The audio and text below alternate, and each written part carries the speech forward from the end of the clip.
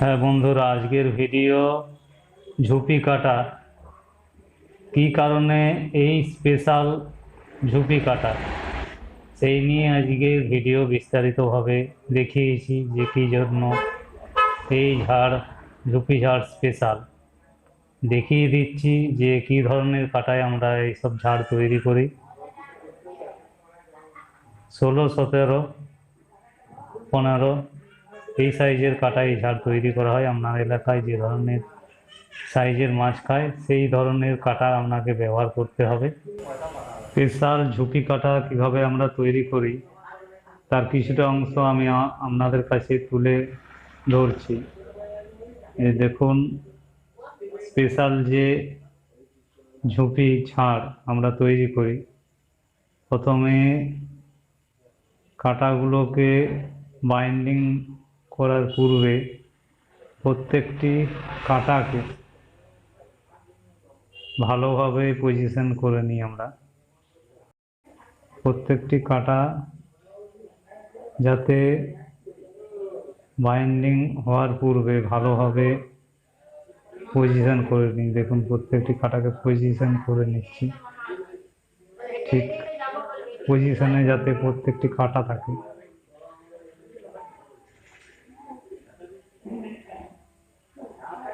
এই ঝাড় 2 বছর ব্যবহার করলেও এইভাবে প্রত্যেকটি পজিশনে থাকবে এবং স্প্রিং করবে।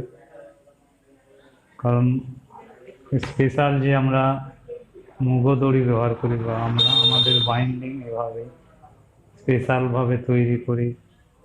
এই দেখুন, তৈরি করা হয়ে গেছে। আপনি যখন লাড্ডু বোম তৈরি করবেন, মাছ আপনার ঝাড়ে যে আপনার খাবারে যে টাচ করলেই পুরো বোম ফেটে যে দারুণভাবে হিট করবে মাছকে। প্রত্যেকটি কাটা ভালো পজিশনে থাকে যাতে মাছকে খুব ভালোভাবে হিট করতে পারে। তাই এই যে স্পেশাল আমাদের ঝুপি ঝাড়, এই ঝাড় আপনারা যদি ব্যবহার করেন তো অন্যান্য ঝাড়ের তুলনায় 50% হিট হওয়ার চান্স বেশি থাকে।